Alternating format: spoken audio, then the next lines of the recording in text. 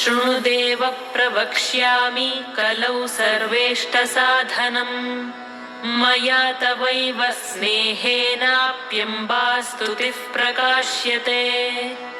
ॐ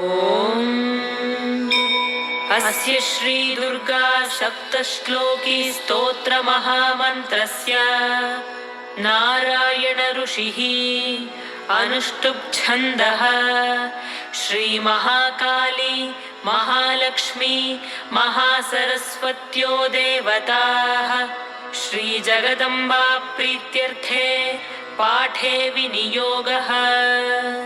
ज्ञानिनामपि चेतांसि देवी भगवती हि सा बलादाकृष्य मोहाय महामाया प्रयच्छति। दुर्गे स्मृता हरसि भीतिमशेषजन्तोः स्वस्थैः स्मृता मतिमतीव शुभान् ददासि। दारिद्र्यदुःखभयहारिणि का त्वदन्या सर्वोपकारकरणाय सदार्धचित्ता। सर्वमङ्गलमाङ्गल्ये शिवे सर्वार्थसाधिके शरण्ये त्र्यम्बके गौरि नारायणि नमोऽस्तुते। शरणागतदीनार्तपरित्राणपरायणे सर्वस्यार्तिहरे देवि नारायणि नमोऽस्तुते। सर्वस्वरूपे सर्वेशे सर्वशक्तिसमन्विते भयेभ्यस्त्राहि नो देवि दुर्गे देवि नमोऽस्तुते।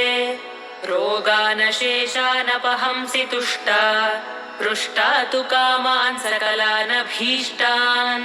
त्वामाश्रितानां न विपन्नराणां त्वामाश्रिता ह्याश्रयतां प्रयान्ति।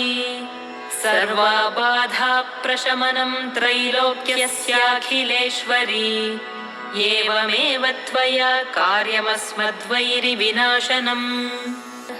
ज्ञानिनामपि चेतांसि देवी भगवती हि सा बलादाकृष्य मोहाय महामाया प्रयच्छति। दुर्गे स्मृता हरसि भीतिमशेषजन्तोः स्वस्थैः स्मृता मतिमतीव शुभान् ददासि।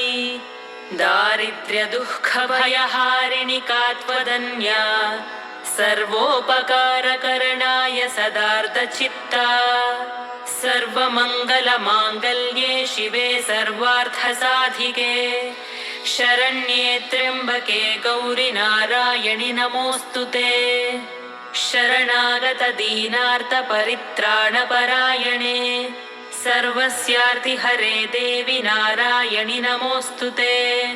सर्वस्वरूपे सर्वेशे सर्वशक्तिसमन्विते भयेभ्यस्त्राहि नो देवि दुर्गे देवि नमोऽस्तुते। रोगानशेषानपहंसि तुष्टा हृष्टा तु कामान् सकलानभीष्टान्।